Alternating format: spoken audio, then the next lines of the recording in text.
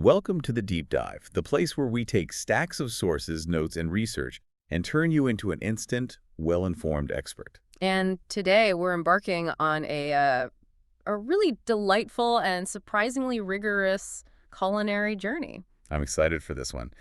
When you hear French cooking, you might just think of a few classic things, pastries, maybe some sauces. Right. But the material we've synthesized for today really shows that the term French-inspired is, well, it's a banner for a certain kind of meticulous technique. It's about richness of ingredients, right? And just a willingness to dedicate a lot of time to getting it perfect. Exactly. Our sources today are less like a single textbook on, say, Parisian cuisine, and more a sprawling collection of these highly specific recipes. It's a testament to how that French flair has been adapted across breakfast, baking, soups. And some really elaborate desserts. All over the globe, really. So our mission is to extract the crucial fundamental nuggets of knowledge from this incredible variety. We aren't interested in just, listing ingredients. No, this is about the why.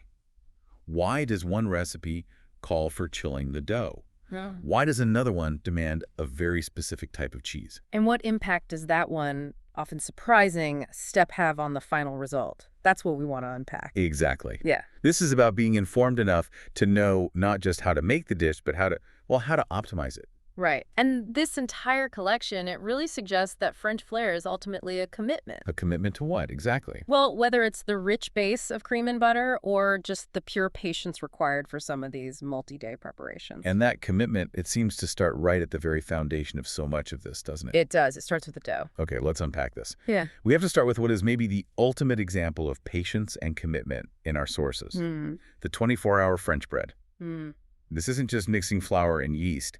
This is about prioritizing time as a core ingredient. Time is flavor. It's the whole point. And the process begins with a really highly hydrated, almost soupy starter. So what are we talking about ingredients-wise? You start with 2 tablespoons of active dried yeast dissolved in about 2.5 cups of heated water. And the key initial ratio is managing that hydration. You're aiming for a specific texture. Exactly. The recipe describes it as pudding soft, which means incorporating roughly 2.5 to 3 cups of bread flour into that wet mixture to start. And this is where the real commitment kicks in, isn't it? This is it. This soft, shaggy batter, you don't touch it for 8 hours, or even better, overnight. And the environment matters. Oh, absolutely. It needs a warm, draft-free corner to thrive, and the instructions are so explicit about this, the longer fermentation promises a significantly better, deeper flavor. So it's not just about letting it rise, it's about developing complexity. Precisely. That long, slow initial fermentation, it allows the yeast and the enzymes in the flour to just work their magic. They produce these organic acids and complex alcohol. And that's what gives you that signature, nuanced flavor. A flavor you simply cannot get in a quick 2-hour bread. It's impossible. So day 2 begins. What's next? Now you add the structure and the main flavor elements, that's a tablespoon of salt, and all the remaining bread flour. Which can be a lot. Another 4 or 5 cups. Yeah, you're aiming for a total of 7.5 to 8 cups for the whole recipe. And now comes the hard part, the kneading. This is the labor of love, or maybe the labor of gluten. Developing that perfect, elastic French bread structure requires some really intensive kneading. There's a modern option, right? A mixer. Right. You can use a sturdy mixer and beat it at mid-speed for 6 minutes. That works. Or, and this is the part that I think really tests your commitment, you can do it manually. The instructions are very specific. They are. You must perform 600 vigorous strokes by hand. 600. I know. That sounds less like baking and more like a structured strength training regime. It feels designed to intimidate the casual cook. It does, but there's a reason for it. So what's the fundamental difference in the finished product? The crumb, the texture. What does that manual labor give you that 6 minutes in a mixer doesn't? That's a great question. And while a good mixer can definitely develop gluten effectively, that manual process, especially 600 strokes, it gives the baker a much more tactile connection with the dough. You can feel it change. You can feel it. It helps ensure everything is uniformly distributed, but more importantly, it develops these gluten chains that are incredibly long and strong. Which is what you need for that open, airy crumb. Exactly. That irregular structure that's characteristic of a truly great French loaf. The mixer saves time, for sure, but the manual process, when it's done correctly, often yields a slightly superior texture. Because you can feel the exact moment it transformed. Right, when that dough transitions from being shaggy to perfectly elastic and non-sticky, which happens after another, say, 15 to 20 minutes of subsequent manual kneading. So we've had the first long rise, this insane kneading session, and then the dough rests again. Correct. It rests until its volume has tripled, which takes about an hour and a half. This is the second rise. Yep, the second rise.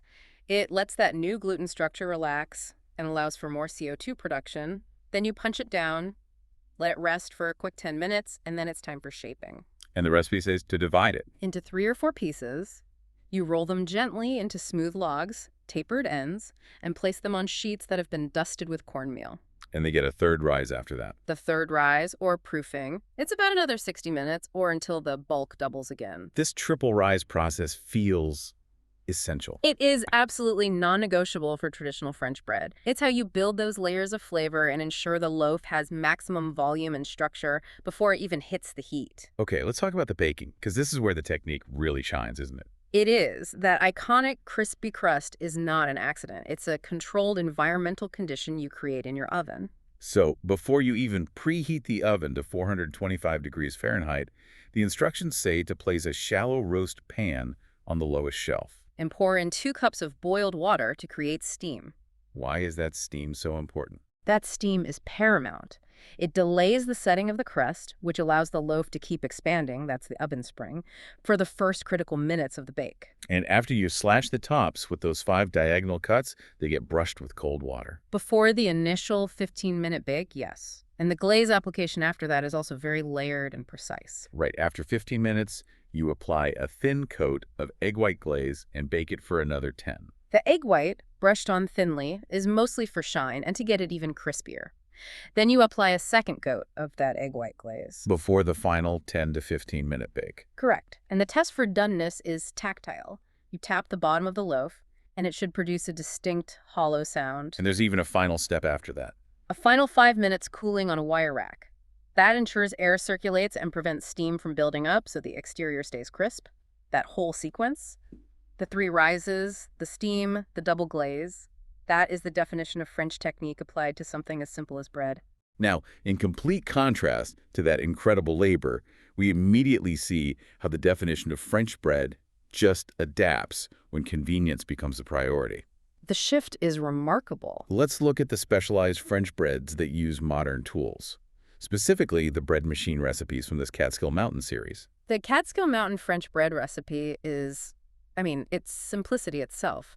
3 cups of bread flour, 7 ounces of warm water, yeast, butter, and 2 tablespoons of sesame seeds. And the instructions are basically dump it all in and hit the button. Pretty much. The one key instruction, though, is to select the French or crispy mode on the machine. Which tells you the machine itself is programmed to mimic that traditional approach. Right. A longer, slower rise cycle, and probably a higher final temperature or a specific crust setting to try and get that texture. But then we hit the Catskill Mountain jalapeno French bread. This takes that French structure and just completely Americanizes the flavor profile. Totally. It reduces the flour amount, it uses all-purpose flour, and then adds half a cup of shredded jalapeno cheese and a 1/4 cup of chopped jalapeno pepper. And the machine setting is also drastically different. It specifies the sweetbread setting with a medium crust. That's a huge shift. So why? Why would adding savory, spicy ingredients mean you need to switch from the French crispy mode to the sweetbread setting? Well, that choice signals a very specific functional goal. The French setting prioritizes a lean, chewy interior and that thick, crackly crust. Okay. The sweetbread setting, on the other hand, usually focuses on a softer crumb and a richer flavor profile, often because of higher sugar content. Which the cheese and pepper are probably balancing out here. Exactly. The goal here is a tender, moist interior that can hold the cheese and pepper without becoming too tough, which a strictly French setting might do. Plus, the cheese needs a gentler mix so it doesn't tear the gluten, and the sweetbread mode is often calibrated for that. It just shows how far that French label can travel. It becomes a structural concept you can apply any flavor to.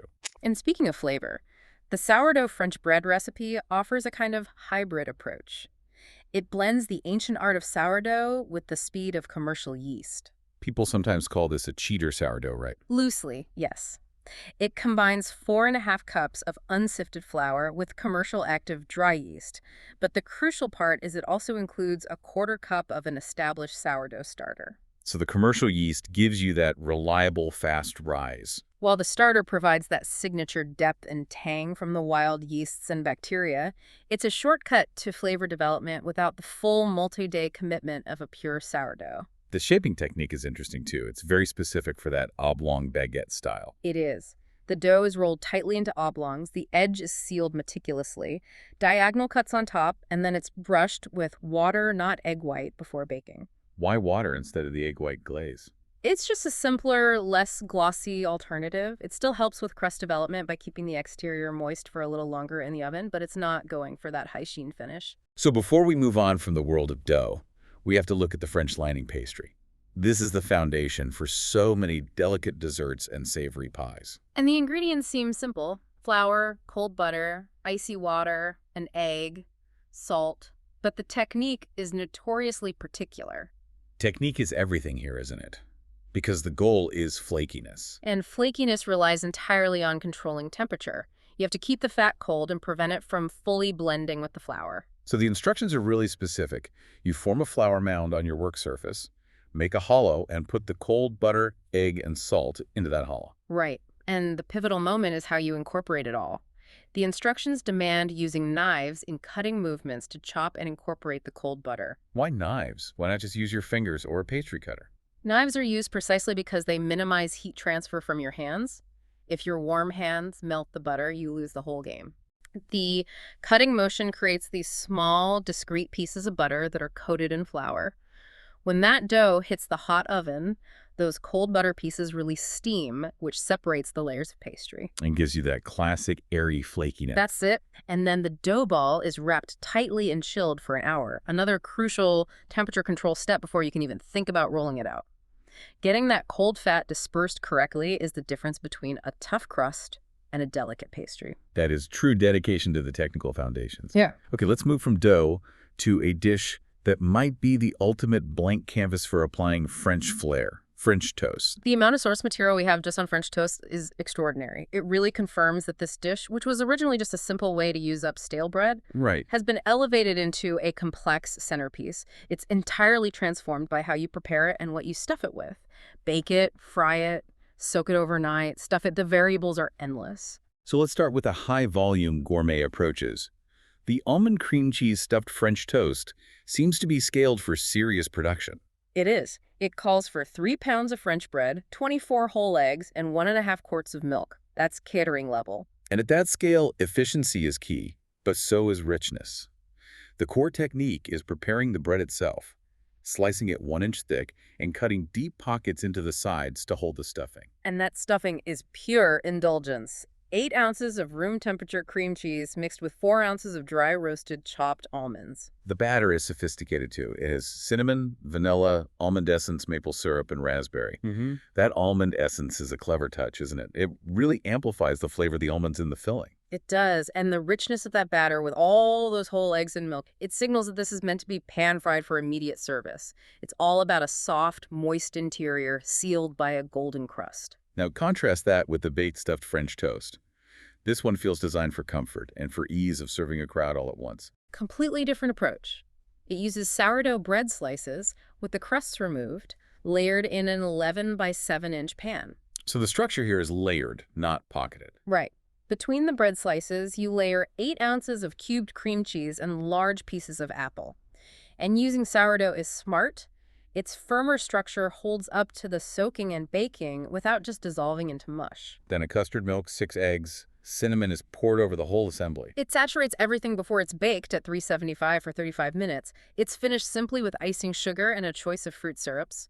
It's an easy, hearty casserole. Okay, now if we jump to the cheese-stuffed French toast with strawberry, we see a focus shift away from just richness to more technical control and even low-fat adaptation. Yes. This one uses non-fat cream cheese and skim milk. The technical challenge here seems acute because a leaner filling is probably runnier.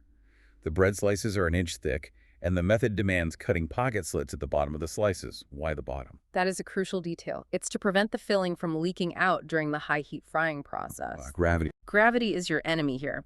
By sealing the filling inside with just a bottom slit, the bread sits firmly on the skillet, effectively sealing its own exit point. It keeps the cream cheese inside.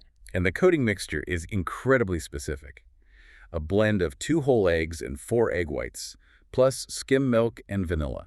That high proportion of egg whites is clearly targeting a lower fat content while still making sure you have enough protein structure for a firm exterior. But the real piece of French flair here isn't the toast itself, is it? It's the accompaniment. It's the strawberry sauce, which requires a complex preparation of candied lemon rind.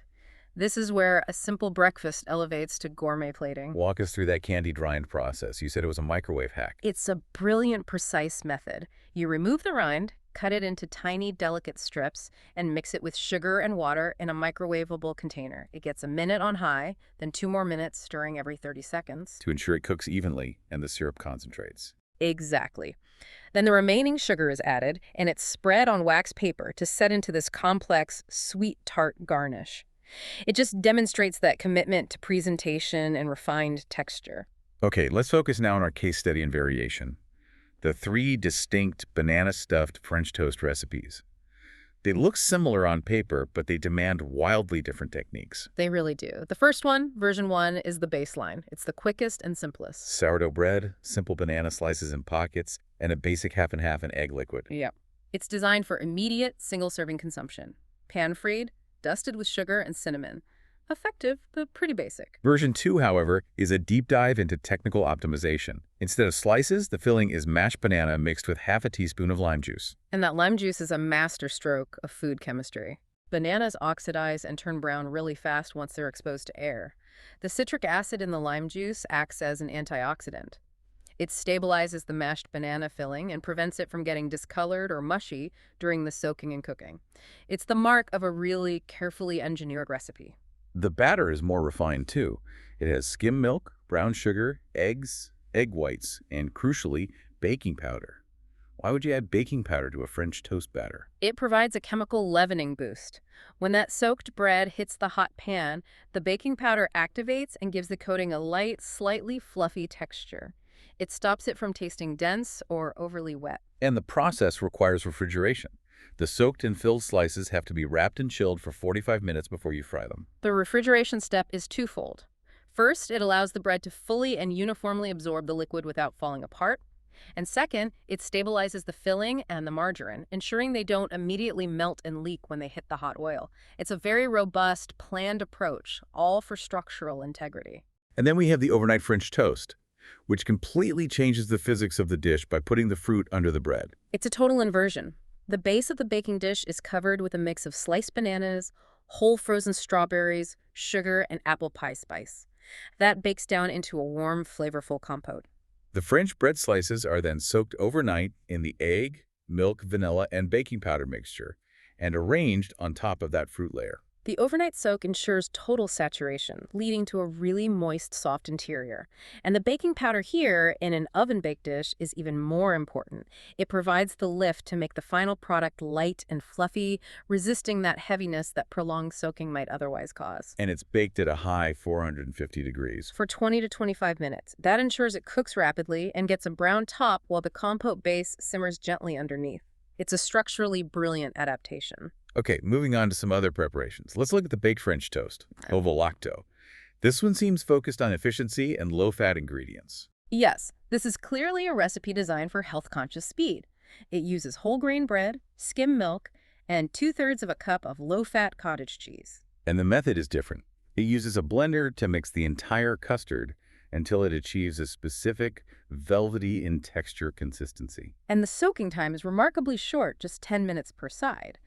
Then it's baked at a surprisingly high 425 degrees for only 6 minutes per side. That high-heat quick bake is so different from the long, slow bakes of the other stuffed versions. Well, the high heat is necessary to get it brown quickly because the mixture is so low in fat. Fat carries heat and helps with browning. Without it, you need a high-temperature blast to set the exterior. It's an exercise in maximizing texture with minimal fat and time. For the ultimate plan-ahead dish, we return to the pan-fried variety, but with the sauce as the star. The overnight French toast and cinnamon syrup recipe. The toast part is a lean overnight soak, similar to the baked versions. The cooking method goes back to the pan fry, using a mix of butter and vegetable oil. Which is a classic technique to stop the butter from burning, right? Yeah. Exactly. But the real flair here is that cinnamon syrup. It's a separate, complex preparation. It requires combining sugar, dark corn syrup, water, and cinnamon, and boiling it while stirring constantly for about 2 minutes. The continuous stirring is to prevent crystallization. It is, and only after it's taken off the heat and cooled slightly is the skim evaporated milk mixed in. The evaporated milk adds body and a creamy mouthfeel without the heaviness of full cream. It's a sophisticated condiment you can make ahead of time. Let's pivot briefly to the savory side of French toast before we get to soups. We have chola French toast. Right, and challah is already a very rich bread because of the oil and eggs in the dough. It has a tight, slightly sweet crumb. The recipe calls for 1-inch thick slices, and the liquid is accordingly rich. Heavy cream or half and half. And the frying fat is specified as clarified butter. That's a key detail. Why clarified butter? It has a higher smoke point, doesn't it? Exactly. It's pure butter fat. You can cook at a higher temperature without it burning, so you get a beautiful, even golden brown crust with that pure butter flavor. And the key instruction is not to over-soak the challah. It's so absorbent, it'll just get dense and soggy. And then the complete departure. French toast cheddar sandwiches. This is a wonderful mashup. It transforms the technique into a quick, savory lunch. It's basically a grilled cheese, but French toast style. So you spread the bread with mustard, layer it with thick sliced cheddar. And then dip the whole sandwich in the egg and milk mixture. Cook it until it's brown on both sides. The cheddar gets soft and gooey while the bread gets that fried, eggy crust. It just proves that the French toast technique is ultimately just a very versatile frying batter. That versatility is amazing. Let's transition now to savory entrees, focusing on the undisputed heavyweight of French comfort food, French onion soup. The French onion soup recipes we have show these wildly distinct, almost contradictory approaches to creating the perfect bowl. The core ingredients are the same: onions, broth, cheese. But the methods for thickening and flavoring the broth vary dramatically. They do, from traditional slow reduction all the way to quick flavor hacks. So let's anchor ourselves with the traditional classic preparation. Soup à l'oignon au fromage. This recipe is all about process. It requires thinly slicing 6 large onions and cooking them patiently in butter until golden. And the classic thickening technique is the roux. You sprinkle a tablespoon of flour over the golden onions and cook it for a few minutes while stirring. This starch paste gives the broth body. Then you gradually add the beef broth, simmer it, and season it. Right. And the crowning moment is the broiling. Toasted French bread goes into the bowls, topped with coarsely chopped Gruyere cheese. You ladle the hot soup over, add more Gruyere, and broil it until it's bubbly. And Gruyere is the traditional choice for a reason. Oh, absolutely. It's chosen for its superior melting qualities, but also for its nutty, complex, slightly pungent flavor that can stand up to the richness of the caramelized onions and beef broth. It gives you that perfect, stretchy, golden crust. Okay, now let's look at version 1. It also uses a long sauté in butter, but the flavor profile is radically different. It adds half a cup of dry white wine and a 1/4 teaspoon of cayenne pepper. The white wine introduces acidity and depth, and it deglazes the pot, enhancing the savory notes. The cayenne adds a subtle heat that cuts through the richness. And crucially, it swaps Gruyere for Moinster cheese. That's a significant choice. Moinster is much milder, isn't it? It is. It's milder and melts much more smoothly than Gruyere, so you're going for a creamier, less intensely flavored, and less stringy topping. Version 2 seems to be the richest and most complex. It includes 2 tablespoons of port wine, dried thyme, and a mix of Swiss and Parmesan for the broiling step. The port wine gives it an undeniable layer of dark fruit and complexity that the dry white wine versions just don't have. And the mix of Swiss and Parmesan for the topping balances the melt and the flavor. Swiss for the melt, Parmesan for the salty umami punch. Exactly. This version is clearly built on layers of flavor sophistication. But the absolute surprise, and the recipe that makes you ask, is this genius or is this sacrilege, is the French onion soup Coca-Cola. This is a true example of culinary improvisation. After the onions are sautéed, you pour in beef broth, a bouillon cube, and a surprising 3/4 of a cup of Coca-Cola plus some vinegar. What functional purpose could Coca-Cola possibly serve in French onion soup? It acts as an incredible shortcut. The key to great French onion soup is perfectly caramelized onions, which are deeply sweet and slightly acidic. Yeah. Well, Coca-Cola is primarily sugar for sweetness and phosphoric acid for tang. The added vinegar boosts that acidity. Together, they mimic the flavor profile and color that would typically come from deglazing with wine and slow caramelization, all achieved in minutes. It's a high-speed flavor hack. That is wild. And we also have the two simplest shortcut methods. The canned soup variation. Which is just condensed onion soup, water, bread, and Swiss cheese baked until melted. Ultimate simplicity. And the purely broth-based version, which focuses on bouillon cubes, chicken, and beef plus browning sauce. The browning sauce is critical there. It's basically caramelized sugar and vegetable concentrates. It immediately gives the broth that rich, dark color you'd associate with a long-simmered stock, even though it was made in minutes. It fools the eye and enhances the perception of depth. It's incredible how many directions one classic dish can go. Mm. Let's move on to other savory French entrees, starting with Coq Au Vin. Coq Au Vin is an exercise in building flavor through layering and a little bit of fire. Right. It starts with sautéing salted pork or bacon, along with onions, mushrooms, and garlic. You take those out and brown the chicken in the flavored fat. Then the aromatics go back in, along with herbs, and it cooks on low heat for a while to let the flavors marry. And then comes the dramatic step, the flambé. The quintessential flair. A half cup of brandy is heated, poured into the chicken, and ignited. So what's the functional purpose of setting it on fire, besides just looking cool?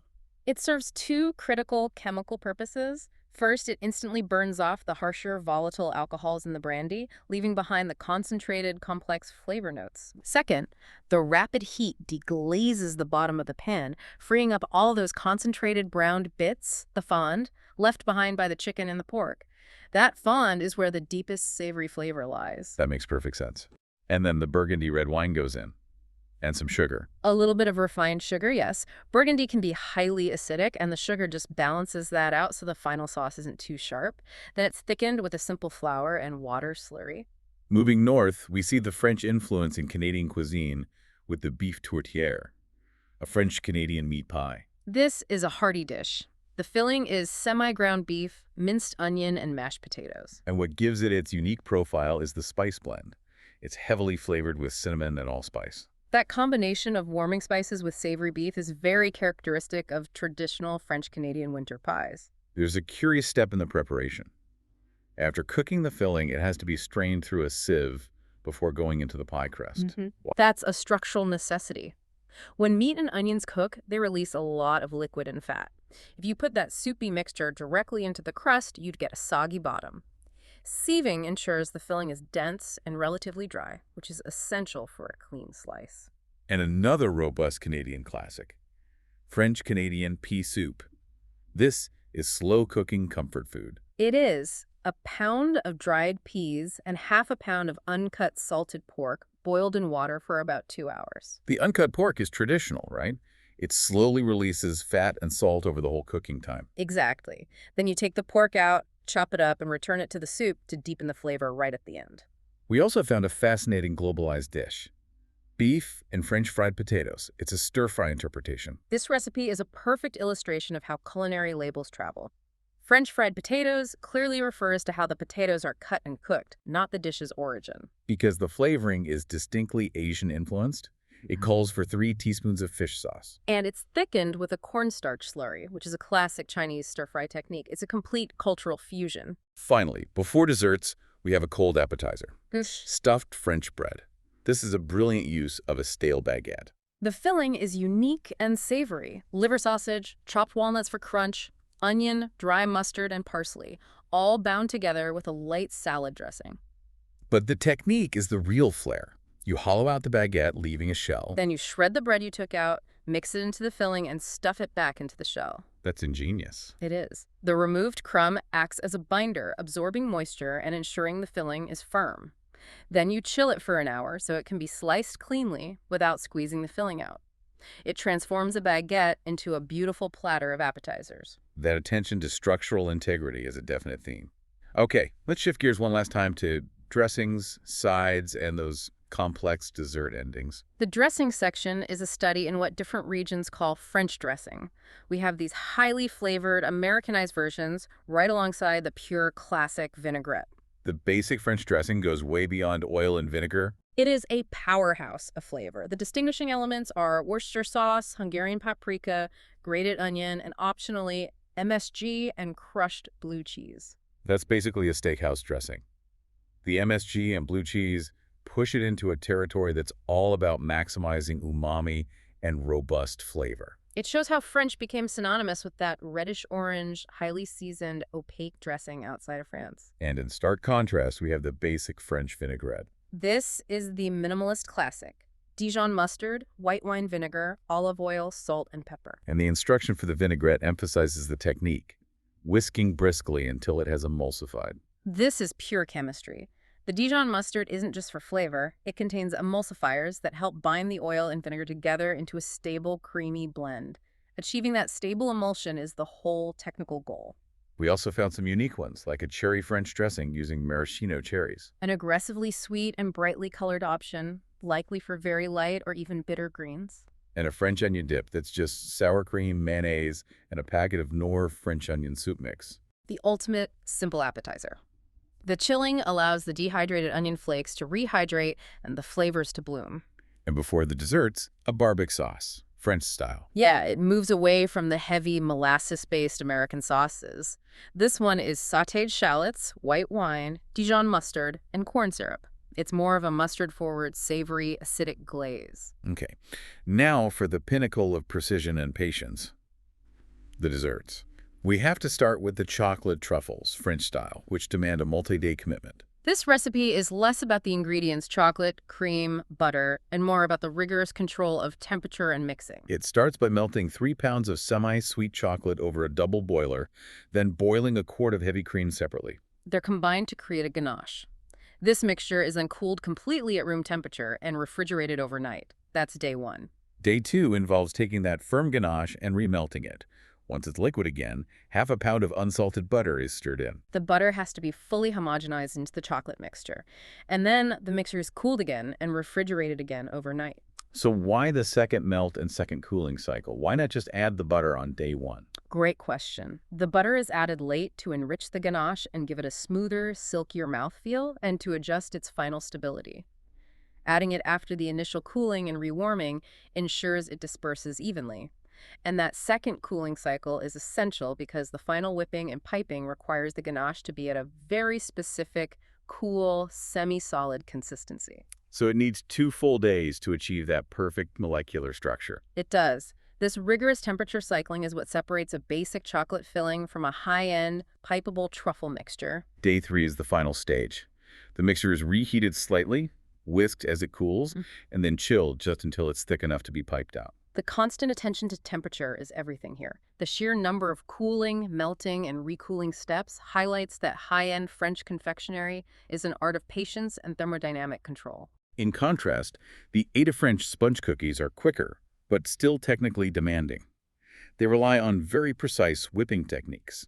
The key here is the separation and handling of the eggs.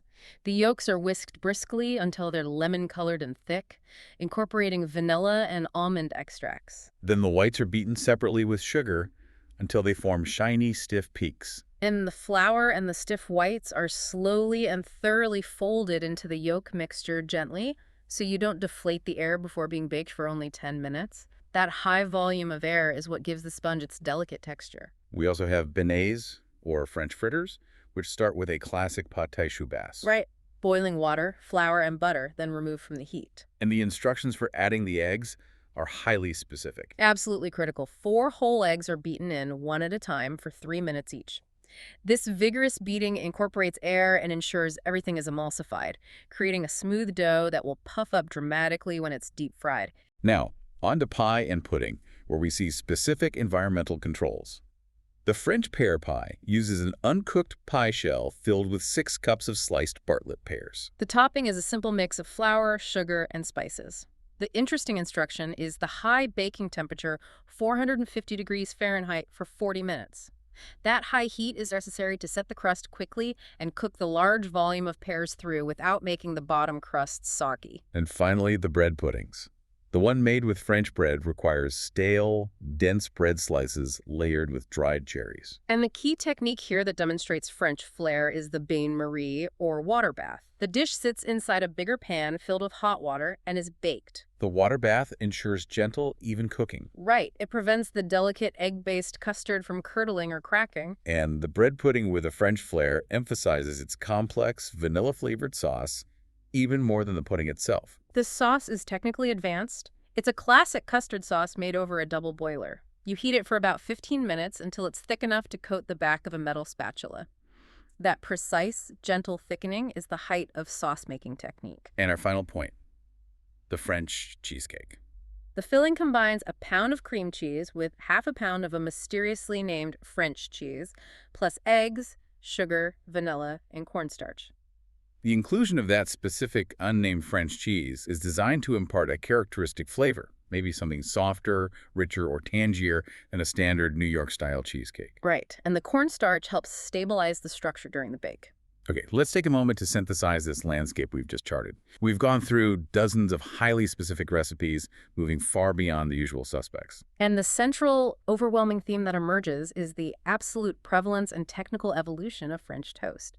The sheer number of variations, from low-fat bakes to technical pocket stuffing and the lime juice stabilization, it shows this simple dish is seen as the ultimate vehicle for culinary ingenuity. And then there was that surprising philosophical divergence in French onion soup. It was a true choose-your-own-adventure for the base flavor, from traditional roux to port wine, and shockingly, the quick chemical hack using Coca-Cola. It demonstrates that French flair isn't always about adhering strictly to tradition. Sometimes it's about achieving the desired flavor profile through unexpected means. And finally, the high-end desserts and breads, particularly that 24-hour bread and the chocolate truffles, they underscore that the term French, in this context, primarily signals a focus on refined, multi-step technique. It's the 600 strokes of kneading, the use of steam for the crust, achieving a stable emulsion, or using controlled heat like a double boiler or a bain-marie for delicate custards. So what does this all mean for you listening? If we connect this to the bigger picture, the French label acts less like a geographical marker and more like a signifier of dedication to richness and refined technique. It's the clarified butter for frying, the heavy cream for ganache, the drama of igniting brandy, the meticulous multi-day cooling cycles. It's about elevating the everyday through an intentional process. That's the crucial takeaway. We've explored the savory and the sweet, the hyper-traditional and the intensely modern. So, the provocative thought for you, the listener, is this. You now have the fundamental principles of French-inspired technique. So what simple everyday dish could you revolutionize just by applying one of these key principles? Not the whole recipe, just the technique. Right. Will you use a bain-marie to bake your next batch of scrambled eggs? Or will you use a spice blend, like the allspice and cinnamon from the tourtière, in your next savory meat dish? Where will you take your culinary deep dive next? That is a perfect question to mull over next time you're in the kitchen. Thank you for diving deep with us into the demanding and delicious world of French-inspired favorites. We'll see you next time.